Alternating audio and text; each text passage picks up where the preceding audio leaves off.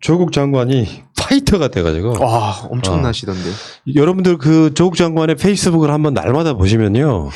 이제 그런 거 있잖아요. 잘생긴 남자가 한이 맺히면 지금 7, 8월에도 서리가 된다 이런 느낌. 그래서 막 기자들 다 고소고발하고 뭐 이런 상황들이 만들어지던데 볼 때마다 느끼는 게 시원하다 이런 생각 들죠. 예. 이게 여러분이 오늘 이제 고소한 거를 보면 이게 채널A가 작년 11월 29일 단독이거든요. 네. 그때 어떤 보도를 했냐면 조국 송철호 선거지 울산 사찰 함께 방문 이라는 제목의 리포트예요. 네. 그러니까 여러분은 그렇게 허위 왜곡 보도가 많은데 왜 이걸 했을까 이런 생각도 들잖아요. 이게 별거 아닌 것처럼 보이잖아요. 그런데 딱 떨어지는 거예요. 네. 팩트잖아요. 이게 11월 29일. 조국 전 수석은 과연 울산에 갔나 안 갔나. 그러네. 예.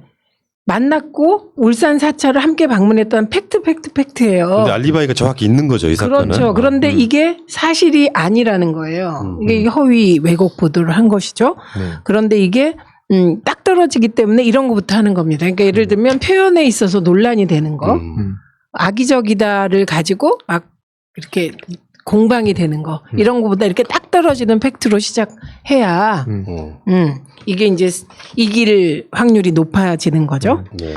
조국 전 수석은 그 2018년 11월 29일에 이거 2018년 얘기하는 거죠?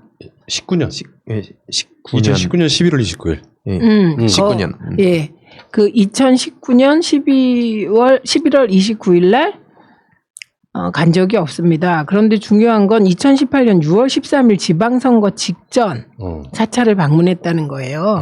그러니까 이게 이 행위가 발생한 게 2018년 6월 13일이에요. 그러니까 이게 선거 직전에 민정수석이 울산에 내려가서 송철호 후보에게 힘을 실어줬다는 주장을 한 거예요. 뭐 그래도 뭐 감찰 뭐 관련한 또 뭐 김기현 건 뭐 이런 것들이 이거 다 못 끌려고. 못 끌려고 했던 그런 건데 이 보도했던 이게 처음에 그냥 이게 고소 고발이 되는 게 아니고요. 정정보도 요청했는데 완전히 뭐 소위 말하면 쌩까버린 상황이죠. 조용민 이 채널A 기자 그리고 또 오늘 한 사람 더 고소했는데 TV조선 정민진 기자 이렇게 이제 구체적으로 이렇게 하고 고소당한 사람들 쭉 모으면 기대기 명단이 되겠네요.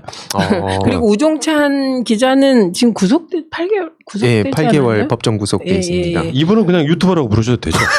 우종창이 어떤 분인지 아시죠? 예전에 이분이 노무현 전 대통령 그 호화 요트 사건의 당사자예요. 사실은 이분이 제가 옛날에 본 거는 왜 노무현 대통령에게 그랬냐 그랬더니 개인적인 자리에서 노무현 전 대통령을 딱 보는 순간 대통령이 될 것 같다고 생각했다. 와. 는 기사를 봤는데 이 사람 무속인이네요, 그럼. 팩트 확인을 하고 싶었어요, 이분한테. 그런데 이분이 구속되는 바람에. 아니 저도 이 고소 얘기 나오니까 최근에 이거 말고도 그 조국 전 장관 따님 성적으로 모욕했던 일베 4명이 검찰 송치됐잖아요.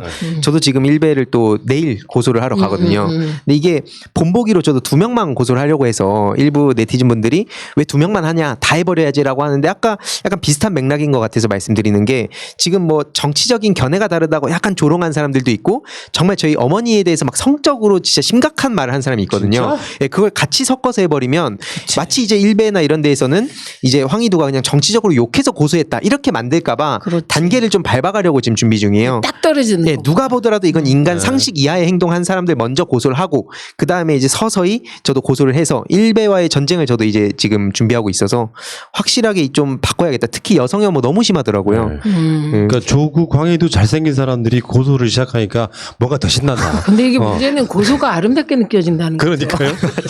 아닙니다. 그리고 오죽하면 우리 진라사대 그분도 그 조국 석사님이요? 예. 그분이 조국 전 장관 따님을 그렇게 성적으로 모욕한 일베를 같이 비난해주는 진풍경이 또 벌어졌습니다. 진풍경. 알겠습니다. 어쨌든 조국 장관 잘하고 있고요. 이게 이것은 본인이 나설 수밖에 없는 것들이 대부분이잖아요. 우리가 아무리 뭐라고 해봐야 안 되는 부분인데 이렇게 이제 기죽지 않고 악을 응징하는 것 같은 느낌 때문에 굉장히 많은 분들이 사실 그 힐링 받고 있고 사실 조국 장관 관련한 검찰의 난에서 우리가 받았던 스트레스는 조국 장관만큼은 아니겠지만 사실 같이 모욕당했던 부분이 있는데 당사자가 직접 이렇게 고소해 주니까 이게 한두 건이 아닐 거라는 생각이 들잖아요. 저는 이건 시작일 뿐입니다. 그리고 지금까지 이런 고소는 없었다. 용서하지 않고 민사까지 가고 당연하죠. 그래서 절대 관용 이런 거 없이. 요새 조국 전 교수는 월급 못 받잖아요. 네. 근데 문제는요. 언론사는 또 그렇게 했다고 쳐. 만약에 윤석열이 조국 장관 등을 잘못 기소해가지고 만약에 무죄 같은 게 받아 확실하게 나면 이건 검찰이 책임이 안 지는 건 더 큰 문제 아니야? 이게 문제인데요. 검사의 직권남용이죠. 네. 그리고 검사의 무고이죠. 근데 이게 법적으로 인정된 경우가 있냐? 없더라고. 그러니까 이게 진짜 검사는 이게 아들을 낳고 딸을 낳으면 검사를 만들어야 되는구나. 그래서 저는 요즘 와서 야, 진짜 검사들은 정말 대단하다. 왜냐하면 지금요 대표적인 언론사 우리의 자존감의 대명사였죠. 한때 한겨레 신문이 사과한 건 일면에서 윤석열 총장이 거의 유일해요. 기억나는 게 없어. 일면에서 그렇게 사과한 게. 그때 그거죠. 하영 기자 보도. 네. 저는 그게 검찰총장에 대한 의혹 보도하면 일면에서 사과하는 이런 세상. KBS가 얼마 전에도 바로 즉각 그 사과했잖아요. 얘기한 거예요. 그건 누구에 대한 거? 한동훈 검사에게. 그러니까 이게 대한민국 지금 권력 서열 1위가 윤석열이고 2위가 한동훈이다. 이런 얘기가 나오는 게 이 비아냥이 한겨레와 KBS의 사과 때문입니다. 알겠습니다. 그 구체적인 이야기는 이따가. 자, 다음에